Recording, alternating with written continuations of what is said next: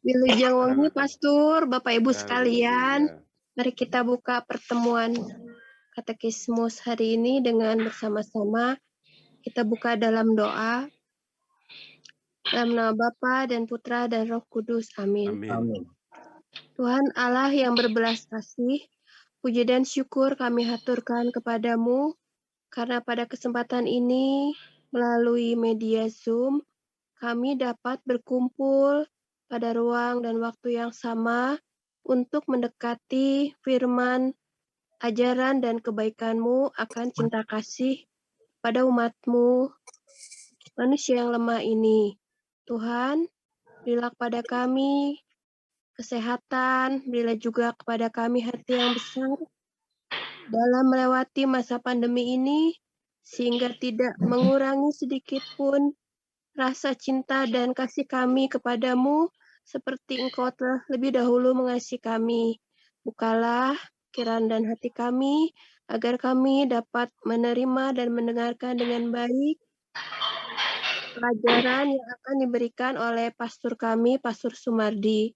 Terima kasih ya Tuhan, kami juga berdoa untuk keluarga-keluarga yang sedang mengalami sakit dan berduka akibat pandemi kali ini. Semoga kami senantiasa diteguhkan dalam iman dan selalu percaya semuanya akan berakhir dengan baik pada waktunya. Doa ini kami panjatkan kehadirat-Mu dengan perantaraan Tuhan kami, Yesus Kristus. Amin. Dalam nama Bapa dan Putra dan Roh Kudus. Amin. Amin. Terima kasih, Wiwit. Langsung aja ya, kita berikan waktunya ke Pastor Mardi ya. Baik, selamat malam semuanya. Malam. Kita akan mulai dengan kompendium nomor 316 ya. 316. Nah, 2 minggu yang lalu kita sudah membahas tentang di nomor 315 tentang bagaimana sikap gereja terhadap orang sakit gitu ya. Jadi kembali untuk mereview, sikap gereja terhadap orang sakit itu seperti sikap Yesus kepada orang sakit seperti ya. Jadi maka gereja menghadirkan apa yang disebut dengan sakramen pengurapan orang sakit sebagai tanda bahwa gereja meneruskan sikap Yesus yang berbelas kasih kepada orang sakit. Maka pengurapan orang sakit ini menjadi sakramen sebagai tanda kehadiran Allah yang menyelamatkan. Kita sekarang masuk ke sebentar, saya harus mengecilkan dulu.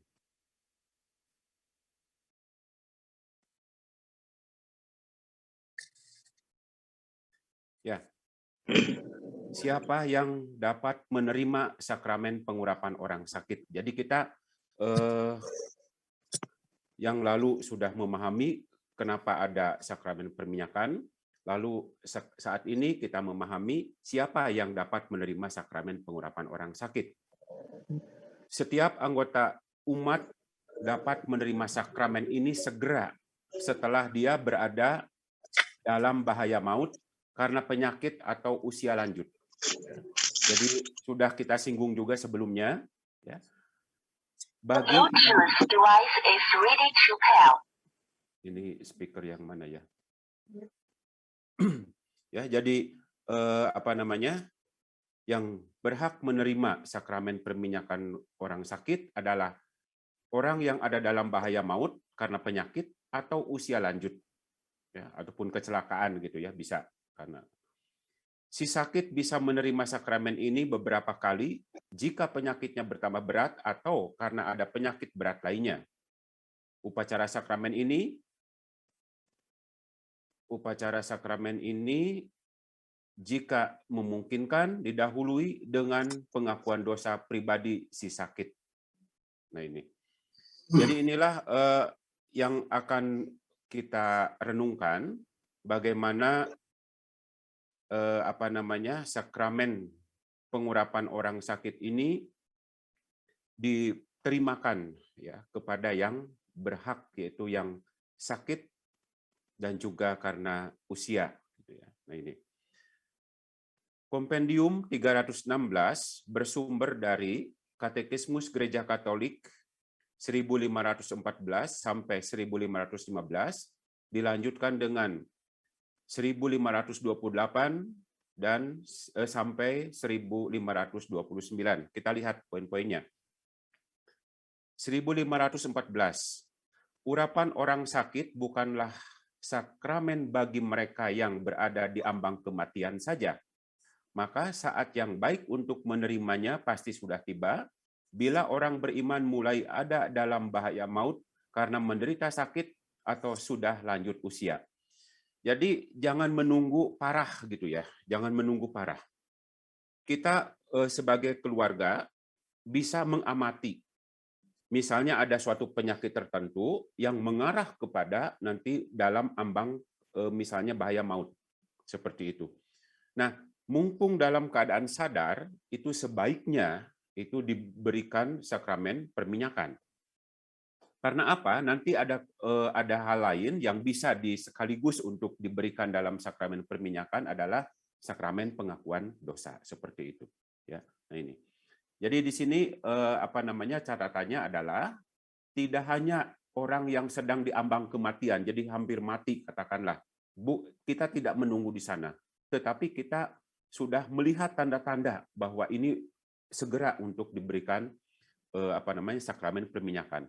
Atau sudah lanjut usia gitu ya, jadi sudah terbaring terus segala macam. Nah ini kita boleh untuk memanggil imam untuk memberikan perminyakan orang sakit. Itu 1514, sekarang 1515. Kalau orang sakit yang telah menerima urapan ini sehat kembali, maka ia dapat menerima lagi sakramen ini. Apabila ia sakit berat lagi, dalam menderita penyakit yang sama, sakramen ini dapat diulangi kalau keadaan makin buruk. Dianjurkan agar seseorang yang menghadapi operasi besar ya, menerima urapan orang sakit. Jadi di sini dianjurkan agar seseorang yang menghadapi operasi besar juga menerima urapan orang sakit. Demikian juga berlaku untuk orang tua renta yang kekuatannya mulai melemah. Nah, seperti itu ya.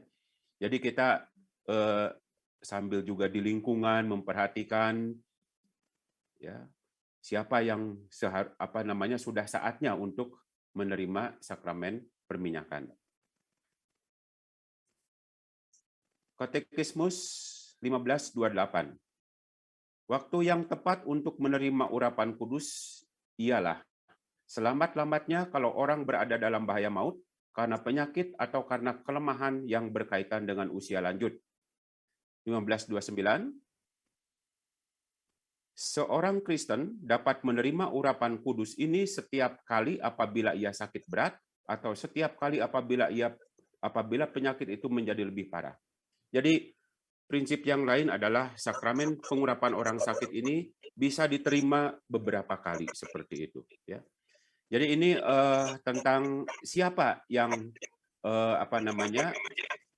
dapat menerima sakramen pengurapan orang sakit ini kita sudah bahasnya. Silakan mungkin ada pertanyaan. Pak Widodo tadi memberi tanda. Oh ya, baik. Ya. Silakan. Tadi kepencet Romo, maaf. Oh iya, tidak apa-apa Pak. Mungkin ada pertanyaan, boleh silakan. Kayaknya nggak ada, Romo. Jangan kayaknya. Atau ini Pak Made kayaknya speakernya Pak Made speakernya. Tadi disebutkan orang Kristen itu kan berarti Ya, non-Katolik juga Kristen ya Romo ya. Ya, Katolik. Ya. Terus tapi ini khusus Katolik kan Romo ya, bukan ya, kita karena tidak. ini bahasa katekismus dan kita sedang bicara katekismus gereja Katolik. Maka istilah Kristen ini otomatis mengacu kepada Katolik seperti itu ya. Ini katekismus gereja Katolik. Ya, terima kasih. Ya.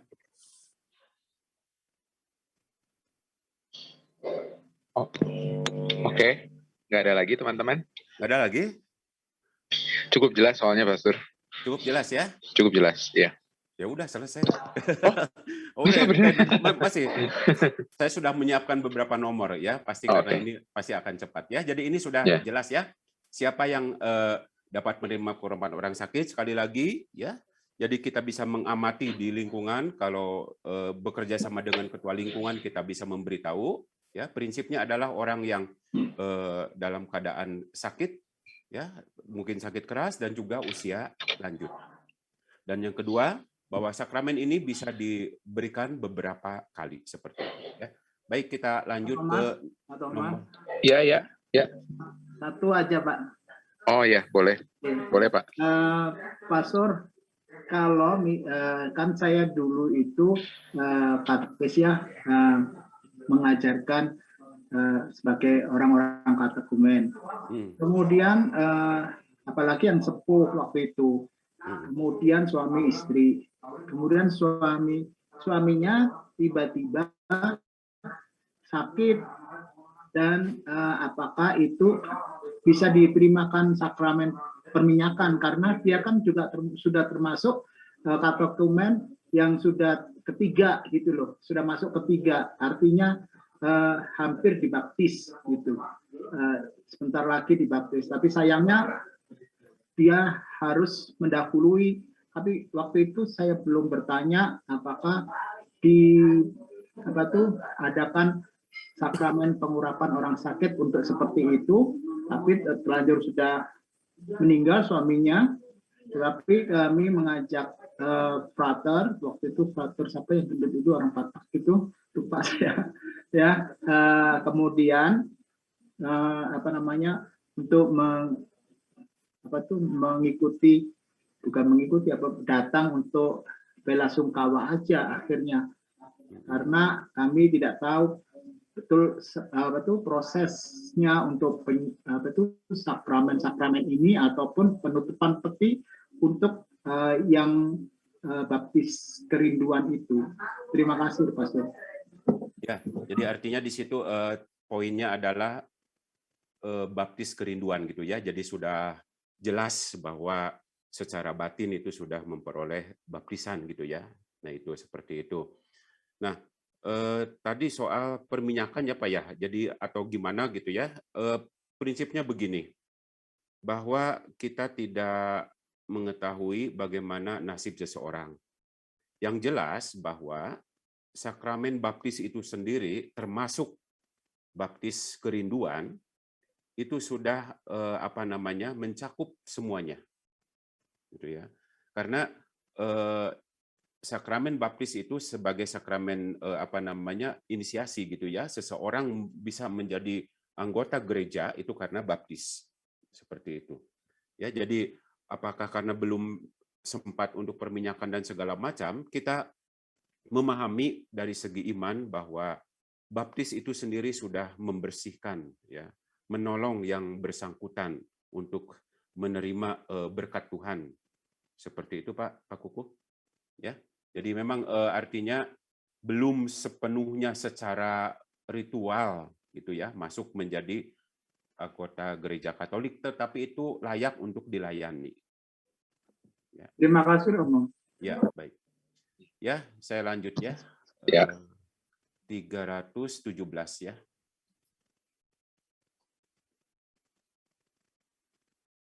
Sebentar.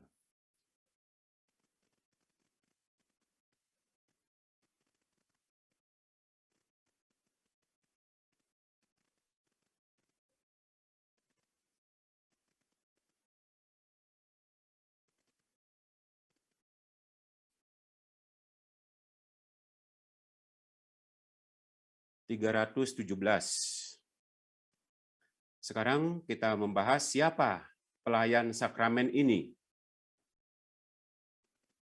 Sakramen ini hanya dapat dilayani oleh imam tertabis, ya, uskup atau pastor. Ya. Uskup pun itu disebut imam gitu ya. Nah itu. Jadi ini menjadi prinsip. Sakramen ini hanya dilayani oleh imam tertabis. Nomor 317 ini bersumber dari Katekismus Gereja Katolik 1516 dan 1530. Hanya imam uskup dan presbiter, ya, uskup dan imam-imamnya, persaudaraan imamat gitu ya, presbiter, adalah pemberi urapan orang sakit. Ini sesuai dengan Konsili Trente. Para pastor mempunyai kewajiban untuk mengajarkan umat beriman mengenai daya guna yang menyelamatkan dari sakramen ini. Umat beriman hendaknya mendorong orang sakit supaya memanggil imam dan menerima sakramen ini. Orang sakit harus mempersiapkan diri untuk itu, supaya menerimanya dalam keadaan batin yang baik. Para pastor dan seluruh jemaat hendaknya membantu mereka dan menyertai mereka dalam doa dan perhatian persaudaraannya. 1530, saya lanjutkan dulu. Hanya imam, presbiter atau uskup dapat menerimakan urapan orang sakit. Untuk itu, mereka memakai minyak yang telah diberkati oleh uskup atau dalam keadaan darurat oleh selebran sendiri. Kita lihat di 1516 dulu, ya, bahwa di sini imam itu punya kewajiban di paroki untuk menyampaikan apa itu pengurapan orang sakit, supaya umat memahaminya, bahwa ada sakramen khusus untuk orang sakit. Itu kewajiban imam.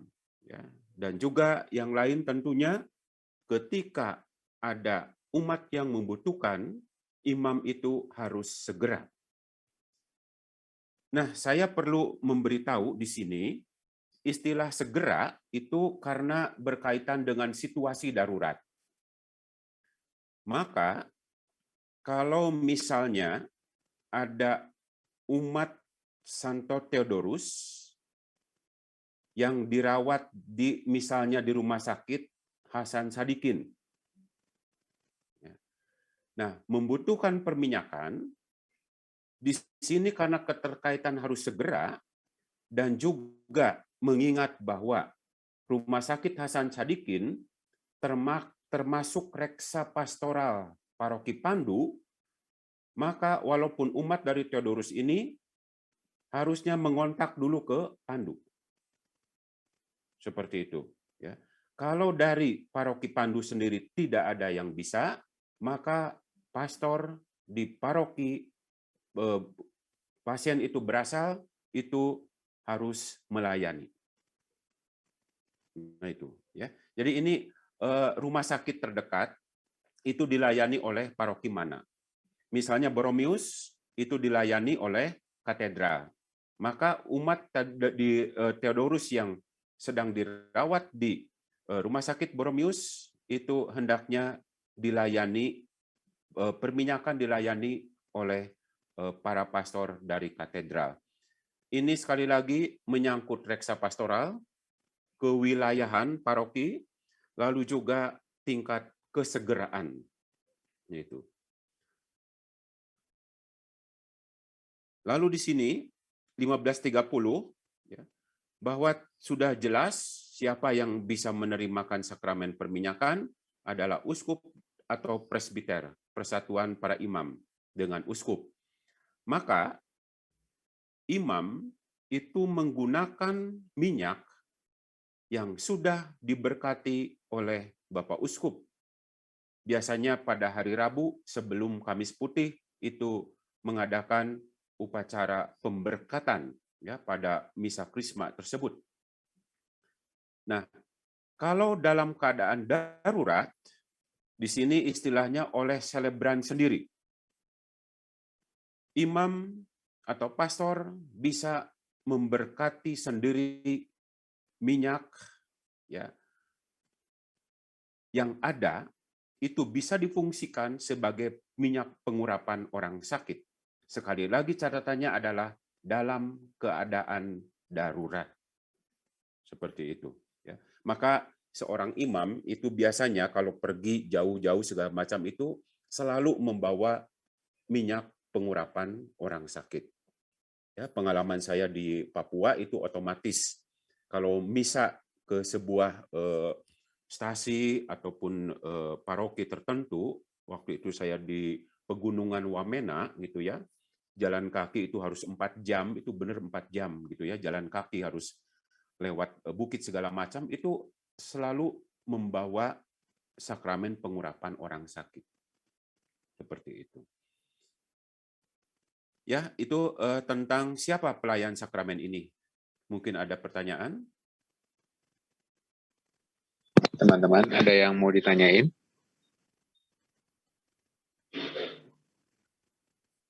Oh, Romo, ya. Kalau gitu saya mau nanya, Romo. Silakan. Kalau lagi kemarin juga ibu saya kan pernah dapat perminyakan, tapi Ya. di Cimahi soalnya. Itu Romonya memang bawa satu orang buat ngebantuin ya Romo ya? Nggak cuma sendirian Romonya? Ya, seperti tadi kita sudah membahas di 316, itu sebaiknya ada yang hadir untuk menemani. Jadi karena ini sakramen, maka ini juga dilaksanakan dalam sebuah upacara. Paling tidak ada 2 atau 3 orang yang menemani. Kecuali dalam masa COVID begini, ini memang semuanya menjadi khusus ya, dikondisikan sedemikian rupa agar tetap aman. Gitu. Jadi karena ini sakramen, maka harus dirayakan sebenarnya. Ya, dirayakan, otomatis di situ ada umat lain yang sebaiknya bisa hadir. Ya, sebelum pandemi itu kan misalnya ada perminyakan di sebuah rumah, itu orang-orang datang. Ya, orang-orang datang. Kecuali kalau si yang sakit dalam keadaan darurat. Itu karena harus sesingkat mungkin ya upacaranya seperti itu. Begitu, Thomas? Ya, terima kasih Pastor. Oke. Saya Pak Thomas itu cuma pendek pertanyaannya. Ya. Imam tertahbis itu kan tadi disebut uskup dan pastor. Nah, diakon itu tidak masuk tertahbis, Pastor. Diakon. Jadi tabisannya tabisan imam ya yang dimaksud di sini. Jadi belum termasuk diakon. Ya, belum termasuk, ya. Ya, baik. Terima kasih. Ya. Dan saya pernah sebelumnya sudah mengatakan begini. Dalam situasi tertentu, jadi ini pengalaman saya juga ya. Jadi karena di pedalaman, artinya ini dalam situasi darurat. Seorang suster mengatakan bahwa ia sudah memberikan perminyakan gitu ya. Entah minyaknya apa, seperti apa gitulah. Nah, saya tidak menyalahkan. Ya, saya tidak menyalahkan karena tindakan itu sendiri adalah tindakan yang baik ya saat dalam keadaan darurat. Nah, gitu. Tetapi kita mengetahui secara pasti bahwa yang berhak untuk memberikan sakramen pengurapan ini adalah imam, ya, adalah pastor, adalah uskup, seperti itu. Ya. Nah ini, jadi ini mungkin karena ketidaktahuan dan segala macam itu bisa terjadi, atau mungkin ada umat yang di saat itu sangat mendesak untuk minta, ya, demi kedamaian umat tersebut, ya. Suster itu waktu itu melayani. Tapi saya sekali lagi tidak pernah menyalahkan. Tetapi akhirnya memang saya menjelaskan kepada suster tersebut. Seperti itu ya Pak Yokbus. Baik, terima kasih Pastor. Terima kasih gitu ya. Ini pendek-pendek ini. Sudah ya? Sudah Pastor. Kita lanjut ke 318. Ini kalau sendiri agak repot juga ini. 318.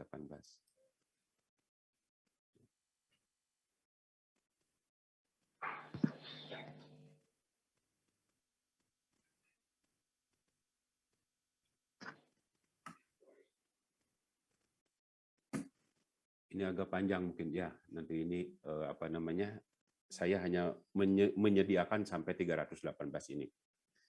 Nah, bagaimana upacara sakramen ini dilaksanakan? Ya, jadi tadi bagaimana kita memahami bahwa sikap gereja kepada orang sakit adalah meneruskan sikap Yesus sendiri yang memberi perhatian kepada orang sakit. Maka pengurapan orang sakit ini adalah tanda perhatian gereja, perhatian Yesus kepada yang sakit. Lalu pelayan sakramen pengurapan orang sakit adalah para tertabis imam. Lalu sekarang bagaimana ini dilaksanakan? upacara sakramen ini secara esensial terdiri dari pengurapan dengan minyak yang sedapat mungkin diberkati oleh uskup. Nah ini sedapat mungkin istilahnya ya, diberkati uskup. Pengurapan ini diberikan pada dahi dan kedua tangan si sakit. Ini ritus Roma. Jadi ritus Roma itu hanya pada dahi dan kedua tangan. Atau bagian-bagian tubuh lainnya, ini dalam ritus lain, artinya di sini ritus timur biasanya. Ritus timur itu ada di bagian kaki juga. Maka saya dalam praktek kadang juga memberikan mengoles di bagian kaki, terutama di dekat mata kaki kurang lebih 4 jari ya ke atas dari mata kaki itu saya biasa mengoles di situ. Mungkin dari segi anatomi itu bisa dipelajari gitu ya, ada titik-titik tertentu yang mungkin perlu untuk diberikan perminyakan. Ya, jadi di sini kita mengikuti ritus Roma ya. Di sini dahi dan kedua tangan. Tetapi diperkenankan juga mengikuti ritus lainnya yaitu ritus timur pada bagian tubuh yang lain. 318 ini bersumber dari Katekismus 1517 sampai 1519 dan 1531. Kita lihat 1517. Seperti halnya semua sakramen, urapan orang sakit adalah perayaan liturgi dan perayaan bersama. Tadi yang sesuai dengan pertanyaan dari Pak Thomas tadi gitu ya, bahwa pengurapan orang sakit adalah perayaan liturgi dan perayaan bersama. Apakah ia diberikan di rumah sakit, atau di gereja? Apakah untuk satu orang sakit saja atau satu kelompok orang sakit? Ya, biasanya di rumah sakit itu ada perminyakan secara bersama. Sangatlah pantas apabila dirayakan dalam perayaan Ekaristi, kenangan akan Paskah Tuhan. Kalau keadaan mendukungnya, dapatlah sakramen pengakuan mendahului sakramen urapan orang sakit dan sakramen Ekaristi menyusul. Sebagai sakramen Paskah Kristus, Ekaristi sebaiknya selalu merupakan sakramen terakhir dalam pesiaran kita di dunia ini, bekal perjalanan untuk peralihan ke hidup abadi. Nah, jadi ini dalam pelaksanaannya ini dalam situasi yang tidak darurat. Ya. Jadi orang sudah diketahui bahwa misalnya orang ini sudah sakit kanker stadium 4 gitu ya. Kondisinya masih sadar segala macam. Nah, ini bisa diadakan dengan pengakuan dosa dulu tadi seperti saya katakan, lalu pengurapan orang sakit dan juga kemudian dengan Ekaristi. Bisa lengkap seperti itu sebenarnya ya. Ini dalam keadaan yang katakanlah masih memungkinkan seperti itu. 1517 ini mereferensi kepada Katekismus Gereja Katolik 1440 dan 1524. 1140. Seluruh jemaat, tubuh yang bersatu dengan Kristus, kepalanya merayakannya. Upacara-upacara liturgi bukanlah tindakan perorangan, melainkan perayaan gereja sebagai sakramen kesatuan, yakni umat kudus yang berhimpun dan diatur di bawah para uskup. Maka upacara-upacara itu menyangkut seluruh tubuh gereja dan menampakkan serta mempengaruhinya, sedangkan masing-masing anggota disentuhnya secara berlain-lainan. Menurut keanekaan tingkatan tugas serta keikutsertaan aktual mereka. Karena itu berlakulah setiap kali suatu upacara menurut hakikatnya yang khas diselenggarakan sebagai perayaan bersama dengan dihadiri banyak umat yang ikut serta secara aktif, hendaknya ditandaskan agar bentuk itu sedapat mungkin diutamakan terhadap upacara perseorangan yang seolah-olah bersifat pribadi. Ya, jadi di sini kita tadi sudah menyinggung juga ya berkaitan dengan pertanyaan Thomas tadi bahwa di sini pengurapan orang sakit adalah perayaan liturgi, perayaan bersama. Maka di sini hendaklah juga yang lain bisa hadir. 15:24, selain urapan orang sakit, gereja memberi ekaristi kepada orang yang berada di ambang kematian sebagai bekal perjalanan. Dalam saat peralihan ke rumah Bapa ini, persatuan dengan tubuh dan darah Kristus mempunyai arti dan kepentingan khusus. Ia adalah benih, hidup abadi, dan kekuatan untuk kebangkitan, karena Tuhan berkata, barang siapa makan dagingku dan minum darahku, mempunyai hidup yang kekal, dan aku akan membangkitkan dia pada akhir zaman. Sebagai sakramen kematian dan kebangkitan Kristus, maka sekarang ekaristi merupakan sakramen peralihan dari kematian menuju kehidupan, dari dunia menuju rumah Bapa. Ya, jadi ini menjadi katakanlah dasar-dasar yang menyebutkan bagaimana perayaan pengurapan orang sakit itu adalah perayaan bersama, dan jika mungkin dilengkapi dengan perayaan ekaristi, dan sebelumnya juga didahului dengan pengakuan dosa seperti itu. Itu 15:17 gitu ya. Selanjutnya 15:18. Sabda dan sakramen membentuk suatu keseluruhan yang tidak terpisahkan. Ibadat sabda yang didahului pernyataan tobat membuka upacara. Perkataan Kristus dan kesaksian para rasul menghidupkan iman penderita sakit dan jemaat yang memohon dari Tuhan kekuatan rohnya. Jadi di sini bahwa dalam pengurapan orang sakit dijalankan seperti dalam kebersamaan ibadat.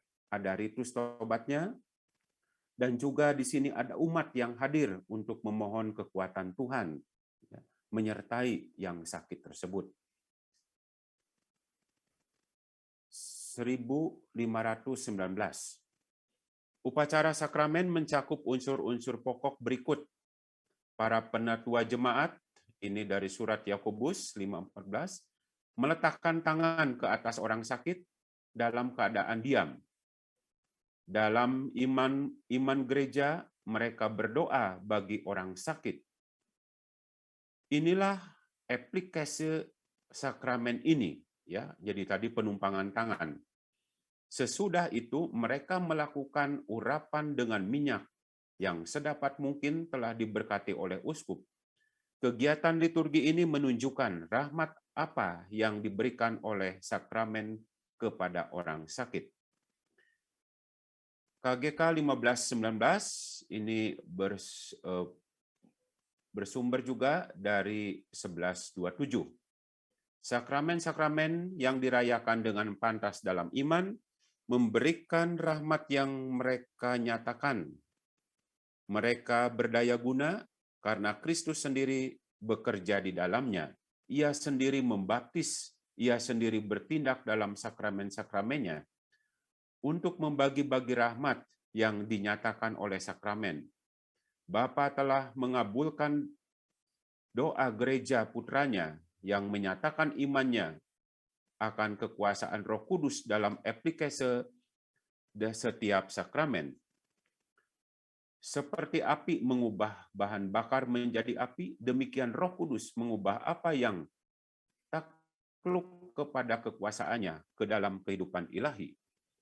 Saya lanjutkan dulu 1531. Upacara urapan orang sakit pada hakikatnya terdiri atas urapan dahi dan tangan orang sakit atau bagian tubuh yang lain dalam ritus gereja timur. Urapan ini diiringi oleh doa liturgi dari selebran yang memohon rahmat khusus sakramen ini. Ya, demikian Kompendium 318. Silakan. Jadi ini soal tata laksana pengurapan orang sakit.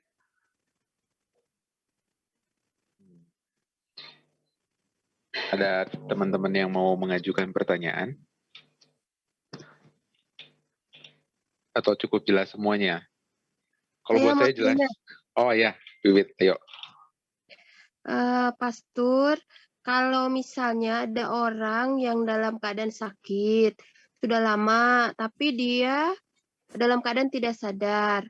Kemungkinan kalau mengaku dosa mungkin karena tidak sadar itu maksudnya tidak bisa bicara gitu ya, jadi hidup terbaring, ya hidup ya, terbaring, kemudian dalam keadaan seperti tidak sadar, mungkin tidak bisa bicara, kan ibu saya dulu begitu, tidak bisa bicara. Nah kemudian kan nggak bisa mengaku dosa juga.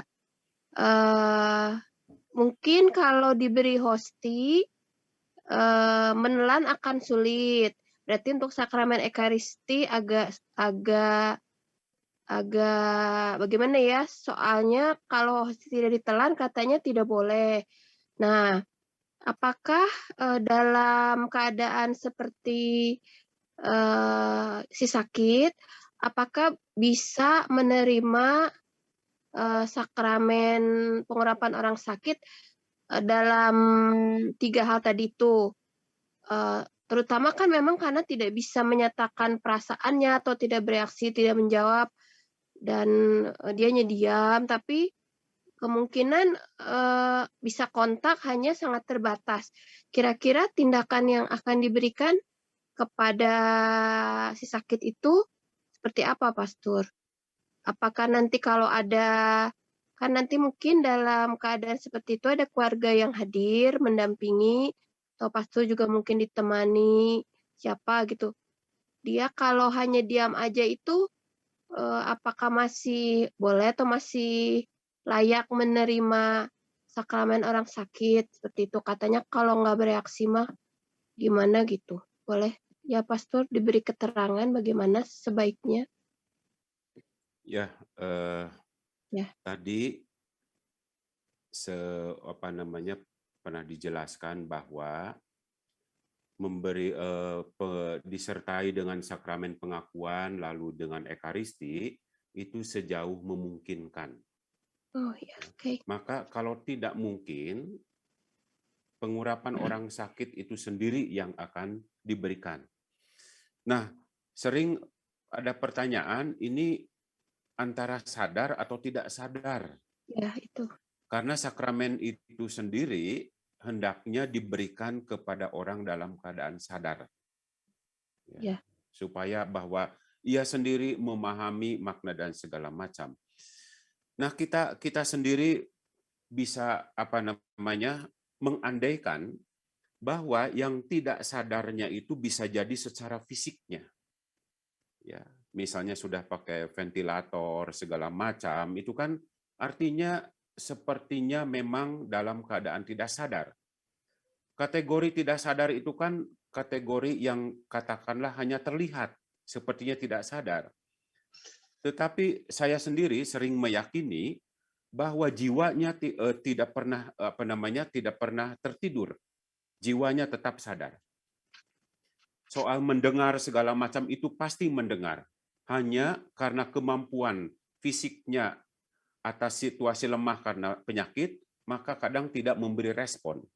Maka ini sering dikategorikan tidak sadar. Padahal kita meyakini jiwanya itu tetap sadar. Ya, hanya karena fisiknya memang dalam keadaan lemah seperti itu. Nah, dalam kasus seperti itu biasanya saya ya ketika doa atau apa itu sering mendekatkan mulut saya itu ke telinganya. Kadang saya sambil duduk ya, supaya suara saya itu bisa langsung ke telinganya, dan saya meyakini bahwa yang bersangkutan itu mendengar. Ya, dan beberapa pengalaman itu biasanya setelah perminyakan itu muncul reaksi gitu ya, entah menggerakkan kaki atau apa begitu. Maka disinilah istilah kesadaran itu tidak hanya dilihat secara fisik karena tidak ada respon segala macam maka dianggap tidak sadar, tetapi kita menyadari ada bagian lain yang tetap sadar ya, karena manusia itu terdiri dari fisik, jiwa, dan roh. Itu 3 hal ini menyatu. Dan itulah hidup manusia. Ya. Maka dalam hal-hal tertentu saya sering mengambil sikap untuk tetap melayani karena saya mengatakan bahwa jiwa orang tersebut dan terutama rohnya tetap sadar. Seperti itu. Oke. Demikian, Mbak Wiwit. Ya, makasih Pastor. Ya, sama-sama. Ya, saya Pastor, Silakan, Pak ini Yakobus. sebuah pengalaman aja. Nanti seperti apa kesimpulannya Ya, tidak ya. tahu saya. Nah, ini ada salah satu umat, katakanlah memang sudah mengajukan permohonan perminyakan oleh keluarganya. Ternyata karena satu dan lain hal, imam tidak bisa hari itu, katakanlah 2 hari atau 3 hari waktu itu, nggak tahu. Nah, ternyata belum waktunya, belum hari H yang dijanjikan, dijadwalkan itu, ternyata yang si sakit sudah meninggal dunia. Nah, itu bagaimana harus dijelaskan kepada keluarga, Pastor? Terima kasih. Ya, memang begini gitu ya. Jadi artinya juga saya bicara soal pengalaman saya ya Pak ya. Jadi supaya untuk memberi gambaran saja. Saya sering bertanya kepada keluarga, ya, apakah itu urgen atau tidak, terutama juga dalam kondisi pandemi ini gitu ya. Keluarga akan menjelaskan gitu ya. Yang tahu benar kondisinya. Kalau seandainya keluarga menilai belum saatnya, masih bisa katakanlah janjian gitu ya. Seperti terakhir saya di daerah Gunung Batu juga. Saya mungkin Pak itu pernah ada yang pernah tanya ke Pak Yakobus, ini umat, ada nama umat gitu ya. Ternyata bukan di lingkungan Pak Yakobus. Iya, betul. Ya. Nah, itu Pastor nanti besok saja katanya gitu ya. Maka oke. Ya, saya sepakat dengan keluarga besok saja karena keluarga yang paling tahu benar gitu ya, tahu benar bahwa kondisinya demikian. Maka hal pertama memang keluarga sangat menentukan soal kondisi realnya seperti apa. Kalau memang tidak bisa ditunda waktunya, itu harus sesegera mungkin. Dan imam itu tidak boleh mengatakan bahwa saya tidak bisa. Kalaupun tidak bisa, harus minta tolong ke imam yang lain. Maka waktu dipandu itu enak sekali gitu ya. Misalnya Pak Suryoyo menyebutkan, ini siapa yang bisa pergi waktu itu ke rumah sakit Immanuel karena imam di sananya tidak bisa melayani. Saya bilang, udah saya pergi. Akhirnya cepat terlayani seperti itu. Ya. Nah, jadi imam itu atas situasi ini harus selalu peka. Ya, kalau dirinya sendiri tidak bisa memang karena bentrok tugas misalnya, itu harus cepat berkomunikasi dengan imam yang lain seperti itu. Karena jangan sampai bahwa sikap menunda dari imam ini akan membuat sebuah penyesalan. Ya. Nah ini kan selalu akan menjadi kepikiran gitulah istilahnya. Nah, Pak Yakobus, saya tidak akan menilai dari peristiwa atau pengalaman Pak Yakobus, tetapi yang seharusnya itu demikian. Imam itu harus segera, ya. Kalau memang ada permintaan perminyakan dalam keadaan segera juga. Ya. Maka sekali lagi keluarga ataupun ketua lingkungan atau siapa itu bisa menilai kondisinya. Ya. Misalnya begini, nanti pastor bisa sorenya gitu ya, paginya telepon bisa sorenya. Artinya itu kondisi real yang diperhatikan. Seperti itu Pak Yakobus. Baik, terima kasih Pastor, cukup ya, jelas. Ya, baik. Sama-sama, terima kasih. Silakan yang lain, mungkin ini kan lebih ke praktek-praktek gitu ya, ini yang penting untuk kita ketahui.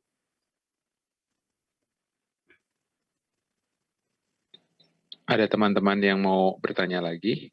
Ada. Oh ya, bagus. Silakan. Pastor, saya melihat judulnya itu The Healing Sacrament ya. Artinya kenapa? Bahasa Inggris sih saya takut jadi. Sakramen penyembahan. Ya. Tapi berikutnya itu di dalam 15:17 dikatakan bahwa bekal perjalanan untuk peralihan ke hidup abadi. Itu Ekaristi ya. Jadi Ekaristi yang disebut. Ya, itu kan termasuk sakramen perminyakan dalam lanjutan dari perminyakan gitu. Jadi ada suatu bekal peralihan, berarti tidak rasanya tidak mendukung dengan kehealingan ini, penyembuhan ini, gitu Pastor. Makasih. Ya. Jadi istilah sembuh itu kan kita harus memahami juga orang yang sembuh batinnya artinya ketika diberi perminyakan menjadi ikhlas sehingga ia mengalami kematian dengan mudah. Itu juga sembuh loh. Ya. Mengalami kesembuhan secara spiritual. Jadi istilah kekuatan, kesembuhan ini buat kita tidak hanya secara fisikal, tetapi juga secara spiritual. Ada orang yang tadi pagi mungkin atau kapan kami di Pandu itu ngobrol, ini katanya jadi orang baik itu cepat mati katanya jadi orang baik gitu ya. Lalu si pastor lain tuh bilang, ya berarti kalau begitu kalau mau umur panjang harus jadi orang jahat gitu ya, supaya matinya lama gitu ya. Nah, seperti itu. Nah, ini kelakar-kelakar ini mau menunjukkan ya bahwa di sini soal kehidupan itu bukan soal kita, tetapi itu Tuhan yang memiliki. Hanya yang menjadi soal adalah keterikatan manusia. Keterikatan manusia. Ada orang yang sakit keras, tetapi hatinya, batinnya tidak pernah merasa ikhlas untuk dipanggil Tuhan. Maka itu memang bisa jadi itu menjadi sebuah penghambat. Maka sakramen perminyakan diberikan untuk memberi kekuatan, meyakinkan bahwa Allah itu mencintainya, maka sembuhnya itu yaitu sembuh secara batin, ikhlas. Ya, rela meninggalkan dunia yang fana ini, seperti itu.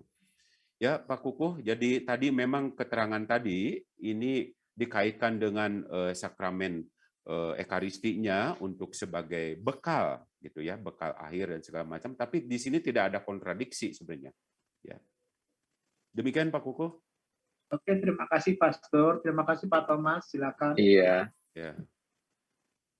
Jadi memang oke. Ya, siap. ada tadi. Ada yang nanya tadi siapa? Tanya Pak Thomas. Oh, halo Pak. Ya, silakan Bang. Ya. Pastor, seandainya seseorang yang sakit itu tidak sempat mendapatkan sakramen perminyakan dan udah terlanjur meninggal, apakah ini bisa diganti dengan doa-doa gitu supaya mereka juga punya bekal gitu? Terima kasih. Ya, terima kasih Pak Bambang. Jadi perminyakan ini memang sesuatu yang sebaiknya gitu ya, sebaiknya diberikan dalam situasi yang katakanlah memungkinkan. Tadi seperti saya pernah cerita bahwa di pelosok kadang tidak ada imam segala macam ya, bagaimana gitu ya. Nah, kembali akhirnya bahwa kita pun meyakini melalui doa-doa kita ya, kita gereja punya kearifan untuk mendoakan orang sakit.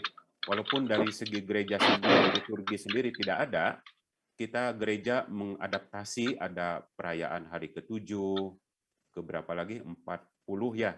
Hari 40, terus ya keberapa lagi. Ini merupakan sebuah dukungan doa ya dari umat atau dari gereja untuk orang yang sudah meninggal. Jadi di sini soal kesempatan ya yang memang tidak memungkinkan, tetapi kita meyakini berkat doa itu juga akan menjadi sebuah tindakan penyelamatan untuk orang yang telah meninggal seperti itu. Demikian Pak Bambang. Ya, makasih Pastor. Ya. Oke, teman-teman yang lain ada yang mau ditanyain lagi?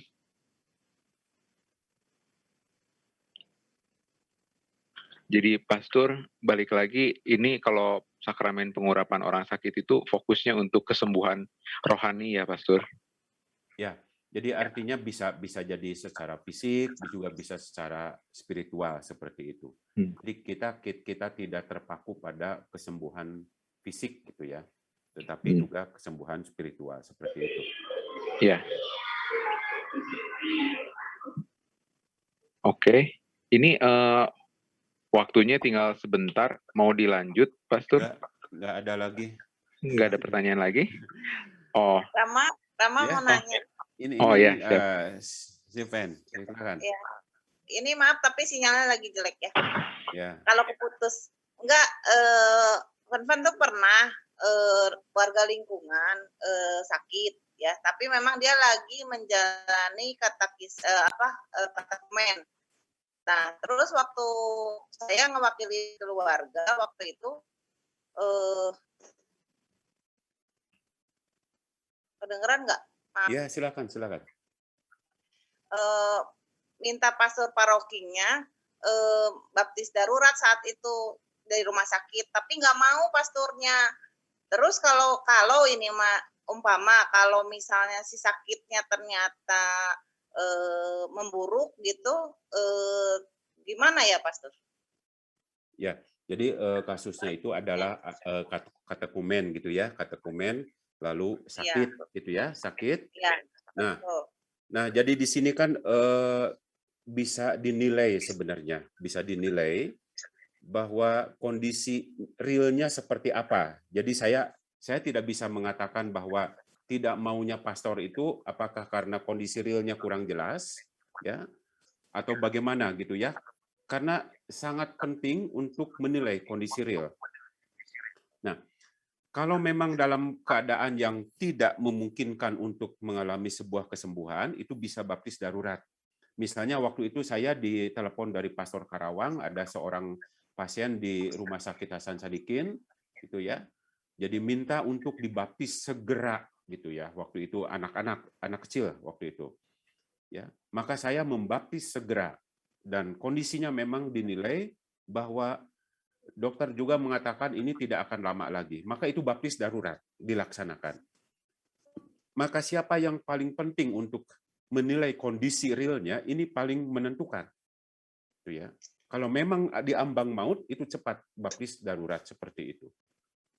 Ya, jadi sebenarnya kalaupun tidak sampai dibaptis, di situ kita mengenal istilah baptis kerinduan. Dan di situ gereja tetap bisa melayani. Walaupun masih katekumenat. Seperti itu. Ya, Puan, kira-kira udah jelas seperti itu ya? Tapi Rama, kan itu posisinya sih sebenarnya alasannya cuma karena rumah sakitnya kan rumah sakit Cibabat, jadi maksudnya kurang kondusif ya kalau untuk dibaptis di sana gitu kan, seperti itu. Ya, istilah baptis darurat itu yang namanya darurat gitu ya. Jadi tanpa doa, tanpa apa itu langsung saja bisa dengan kucuran air segala macam gitu ya. Istilah darurat itu dengan tetesan air pun bisa sebenarnya. Lalu rumus aku membaptis kamu dalam Bapa dan Putra dan Roh Kudus itu sudah cukup sebenarnya gitu ya. Jadi istilah darurat itu kita tidak perlu untuk mempertimbangkan soal situasi dengan perbandingan situasi normal, tidak bisa gitu ya. Tetapi dalam keadaan darurat sungguh ya bisa demikian gitu ya. Maka waktu yang di Rumah Sakit Hasan Sadikin pun saya tidak banyak doa gitu ya. Hanya setelah baptis itu saya banyak mendoakan banyak seperti itu. Demikian kan? Iya. Ya, sudah cukup. Itu sudah cukup mungkin ya. Ya, dan sudah putus sinyalnya mungkin jadi udah. Iya. Ya. Kalau nggak ada teman-teman yang mau nanya lagi, nggak ada lagi ya? Oke. Terima kasih. Satu lagi. Oh, satu lagi boleh, Romo? Iya. Boleh. Satu aja. Sebentar aja. Ya. Ini kan Pastor, ya kalau ada seorang yang sakit selama bertahun-tahun, sakitnya itu tuh sama. Sakitnya sama, begitu aja. Nggak ada perubahan. Dia sudah menerima sebetulnya sakramen orang sakit. untuk 1 bulan ini gitu. Tapi karena dia sakitnya itu seperti itu lama bertahun-tahun kan ada yang sakit begitu. Berapa lama lagi setelah sakramen yang baru saja diterima, dia boleh menerima yang kedua? Apakah kalau sakit sama itu nanti aja setahun lagi atau sebulan, setahun atau bagaimana gitu, Pastor? Kan ada sakit yang terbaring nggak bangun-bangun gitu. Ya, Pastor, ya. Ya, Kasih. jadi ya memang ini apa namanya di realitasnya gitu kadang ada memang beberapa banyak kasus ya yang unik-unik gitu ya. Nah, begini. Jadi di sini pertama memang kita sudah memberikan misalnya. Lalu kondisinya kan biasanya mungkin stabil, ya sudah gitu ya. Nah, kadang ada kondisi-kondisi misalnya seperti ngedrop gitu ya. Nah, itu sebaiknya memang bisa dipanggil lagi pastornya. Nah, itu. Tapi jangan juga terlalu menjadi apa ya? Keseringan sehingga orang ini sakramen ini apa gitu ya. Sampai kehilangan makna. Oh iya. Ya, jangan sampai kehilangan makna juga jadi terlalu sering misalnya ya. Nah, itu juga jangan sampai menjadi sedemikian rupa kehilangan maknanya. Maka tadi penilaian kondisi real ini sangat penting. Ya, jadi kalau stabil seperti itu ya sudah cukup. Ya, kita meyakini bahwa sakramen yang pertama ini sudah. Tetapi kalau tiba-tiba ngedrop lagi, ya oke lah, diberi perminyakan lagi. Seperti itu. Demikian, Mbak Wit. Ya, jadi, makasih, Pastor. ya, jadi pertanyaannya bukan berapa kalinya, tetapi kondisi real ini yang paling penting untuk dinilai seperti itu. Baik, terima kasih, Pastor. Ya, sama-sama. Ya. Terima kasih banyak, Pastor. Iya, kita jauh lebih jelas.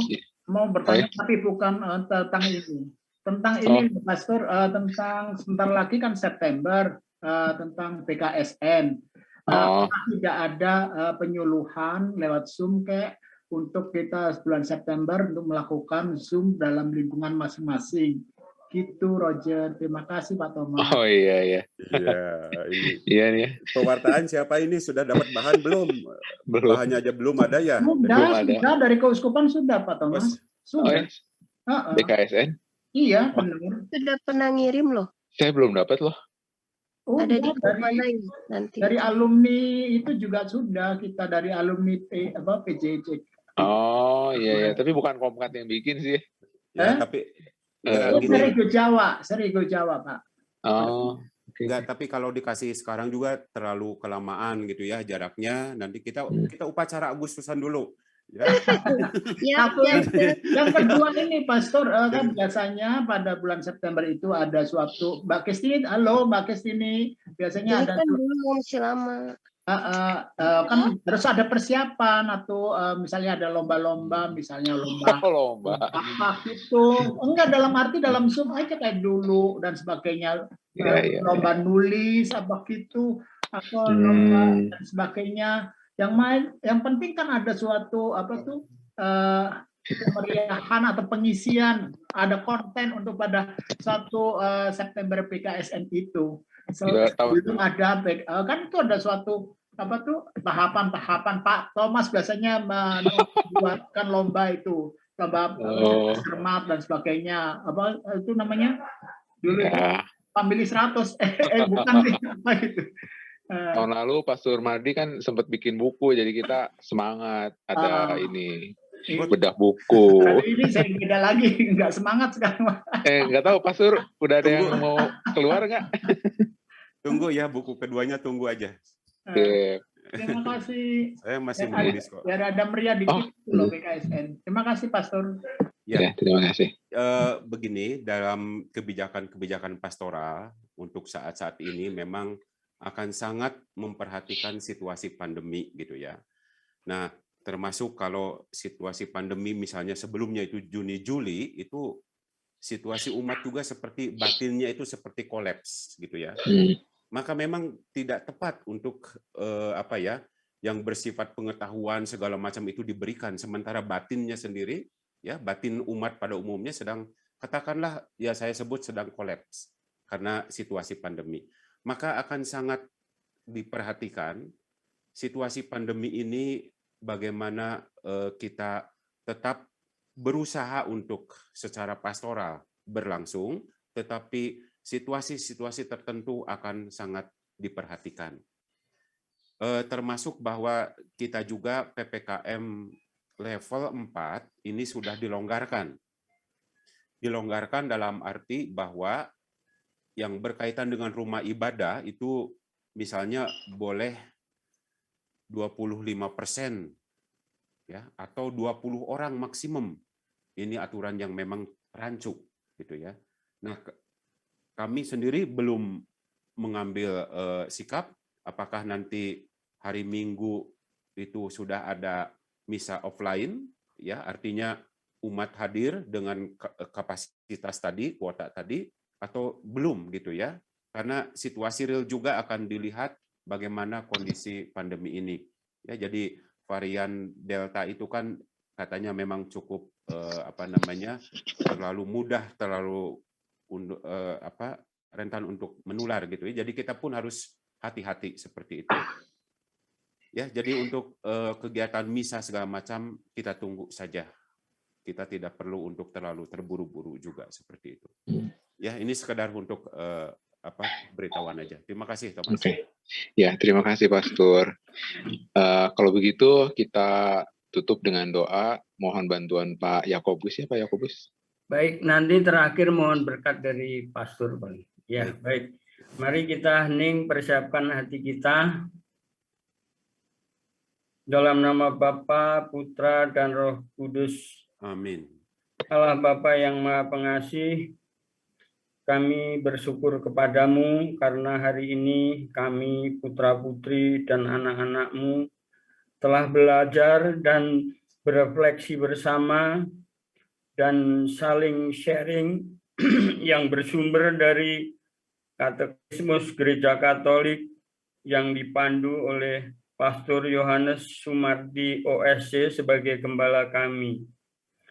Semoga karena pengajaran ini kami semua semakin kau teguhkan dan tentunya semakin menambah wawasan iman kami, sehingga kami semua semakin terpanggil untuk ambil bagian dalam karya keselamatan dan karya perutusan gereja. Doa ini kami panjatkan demi Kristus Tuhan kami, dan kami mohon berkat melalui gembala kami. Tuhan bersamamu. Dan bersama roh. Semoga saudara-saudari sekalian senantiasa dijaga dan dilindungi oleh berkat Allah yang Maha Kuasa, Bapa dan Putra dan Roh Kudus. Amin. Amin. Terima kasih, Pastor. Terima kasih, Pastor. Terima kasih, teman-teman semua. Terima kasih, Pak Terima kasih, selamat malam.